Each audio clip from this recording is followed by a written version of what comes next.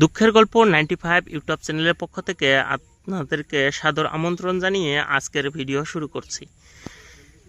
দর্শক, যারা আমার ভিডিও প্রতিদিন দেখেন তারা অবশ্যই কমেন্ট করেন। কমেন্টগুলা এই ধরনের হয় যে চারা কোথায় পাবো, চারা কিভাবে সংগ্রহ করব, মাছাতে কিভাবে স্প্রে করেন, আপনাদের ওখানে উঁচু মাছা কেন, কীটনাশক কিভাবে ব্যবহার করেন, নানান ধরনের কোশ্চেন করেন। আর যারা এখনও কোশ্চেন করেন নাই বা কমেন্ট করেন নাই অবশ্যই কমেন্ট করবেন। দেখেন, এর সাথে সাথে সবের থেকে গুরুত্বপূর্ণ যেটা কোশ্চেন রয়েছে সেটা হলো পরাগণন কিভাবে করা হয়।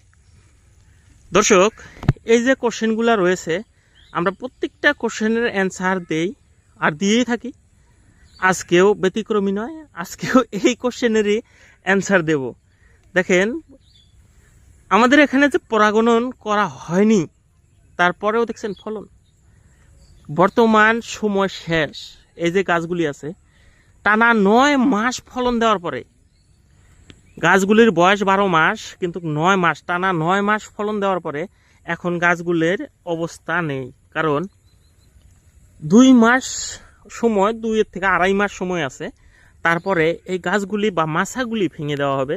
আর ভেঙে দিয়েই এই মাছার থেকে কিন্তু নিচের থেকে গাছ আবারও রোপণ করবে। এখান দিয়ে হাল বাইয়ে 5 থেকে 6টা চাষ দিবে, হাল বাইবে, তার পাশে এখান থেকেই চারা। এই যে চারা আমি যদি দেখাই আপনাদেরকে, একটা গাছ থেকে আমি চারা দেখাই। এই যে চারা আছে দেখছেন, চারা সবে হওয়া আরম্ভ করছে। এই চারাগুলি মানে কাটে 2 মাস পরে এখানে চারা কেটে রাখে দিবে। দেওয়ার পরে 5 থেকে 6টা চাষ দিবে নাঙল দিয়ে এখানে চারাগুলা নির্দিষ্ট মাপ মতে গাছগুলা রোপণ করবে। দেখেন, এখানে বুঝতে পারা যায় যে ওই যে একটা, ওই যে একটা, এই যে একটা, এই যে পিছনে একটা, এই যে নির্দিষ্ট একটা মাপ রয়েছে। এই মাপে রোপণ করে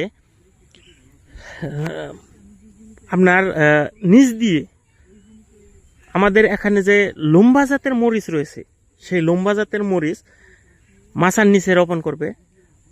আর এই সময়ে এই চারাগুলা যখন এই মাছার ওঠার সময় হয়ে যাবে, এই উঠতে উঠতে আপনার নিচে যে মরিচ গাছগুলো থাকবে, গাছগুলা মরার সময় হয়ে যাবে বা ওর সিজন শেষ হয়ে যাবে। আমাদের এখানে এই মাছাত উঠতে যে সময়টা লাগে মোটামুটি 2 থেকে আড়াই মাস সময় লাগে। মানে আপনাকে একটা কথা বলি যে পটল চাষটা দীর্ঘমেয়াদী চাষ। সবের থেকে সময় লাগা চাষ হলো এই পটল। এই পটলের চাষ 12 মাস গাছটা বেঁচে থাকে, তার থেকে অধিক থাকে কিন্তু অধিক রাখে না। কারণ পরবর্তী বছরের জন্য আবারও নতুন করে চারা সংগ্রহ করে নতুন করে মানে মাছা দেওয়ার জন্য গাছগুলো মানে কেটে ফেলে। যাই হোক দর্শক, আমি কথা বলছিলাম যে যখন গাছ মাছার পাওয়ার বয়স হয়ে যায় সেই সময় আপনার নিচে যেগুলা মরিচ বা আপনার ধনিয়া পাতা, ভেন্ডি, বাইগন, নানান ধরনের চাষ থাকে, এই চাষগুলি আপনার মরে যায়। তখন মাছাত এইভাবে নেট ব্যবহার করে বা কেউ এই রশ্মি ব্যবহার করে মাছা দেয়। মাছাতে ওঠার পরের থেকে এই যে ফল আসে যায়, দেখছেন। আর সেই সময় কিন্তু এই জমিতে একবারই চাষ করা হয়েছিল, আর চাষ করবে না। আর এখান দিয়ে কীটনাশক ব্যবহার করে গাছের নিচে যত জঙ্গল জাবা আগাছা রয়েছে সব মানে আপনার করে মেরে ফেলে কীটনাশক ব্যবহার করে। আর এই গাছটি টানা আপনার 9 মাস সময় ফল দিয়ে থাকবে। যখন মাছাদ ওঠার পরের থেকে খুব দ্রুত গাছ বৃদ্ধি হয়, কিন্তু মাছা ওঠা লইকে 2-2.5 মাসের একটা সময় আপনার গাছগুলা বৃদ্ধি হয় না, লাহে লাহে হয়ে থাকে।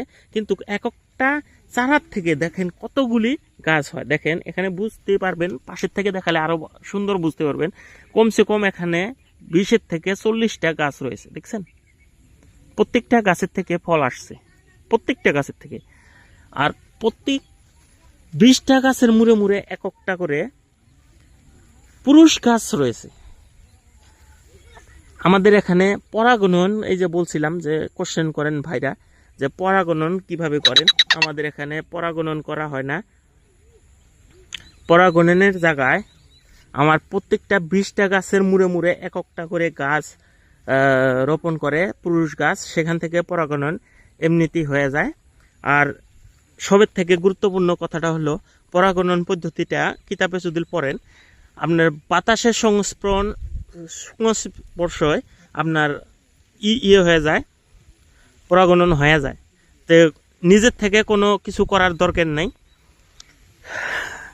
যাই হোক বন্ধুরা, এর পরেও একটা কথা রয়েছে যে মাছা কেন উঁচু, মাছা উঁচু আমাদের এদিকে মেইন কারণটা হলো পরাগণন করা হয় না। আর দ্বিতীয় কথা হলো এই যে জঙ্গল জাবা মাছার নিচে যে আগাছা হয়, আগাছা দমনের জন্য উঁচু করা হয়।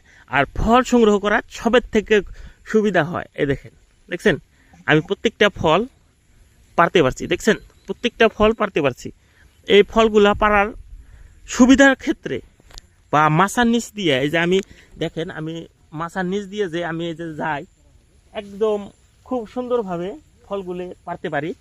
আর সেই জন্যই যেমন ইয়ে করে মাছাগুলা উঁচু করে, দেখেন প্রত্যেকটা ফল দেখা যায়, প্রত্যেকটা ফল এত সুন্দরভাবে আছে, এগুলা পারা যায়। এই যে ফল দেখেন, এই গাছটাতে আমি কয়টা ফল হয়েছে দেখছেন, 1টা 2টা 3টা 4টা 5টা 6 7 8 9, আর ওইগুলাতে এই যে ছোট ছোট আছে। যাই হোক, সম্ভবত প্রত্যেকটা দেখা যায় না নাই জানি না, যদি আমার সাথে ক্যামেরাম্যান থাকতো তাহলে স্পষ্টভাবে দেখাতাম। দেখেন কত সুন্দর ফল, দেখেন গাছের ফলগুলোর উপরে যে পানি পড়ছে, পানিগুলা স্পষ্ট বোঝা যায়, দেখছেন। যাই হোক, আজকে খুব অনেক বৃষ্টি, যার জন্য দেখেন অবস্থা, দেখছেন পানির ভিজে ভিজে ভিডিও করছি, সম্ভবত জ্বর আসবে। যাই হোক, বেশি কথা আর বাড়িয়ে লাভ নাই, আজকের ভিডিওটা অল্প ছোট বানালাম। এই যে আমাদের এখানকার মাটিগুলা আছে, মাটিগুলা বালাসা মাটি, দোআঁশ মাটি, যেখানে পানি জমা হয় না। একদম শেষের দিকে আসলাম, তো শেষের দিকে আসার কারণ হলো এখানে পানি জমা হয় না, পানির যাতে নিষ্কাশন ব্যবস্থা থাকে। এই যে দেখেন এদিকে দিয়ে পানি বেরিয়ে যায়, আর এদিকে এই যে বর্ষাকাল বর্তমান, দেখেন পানি লোড।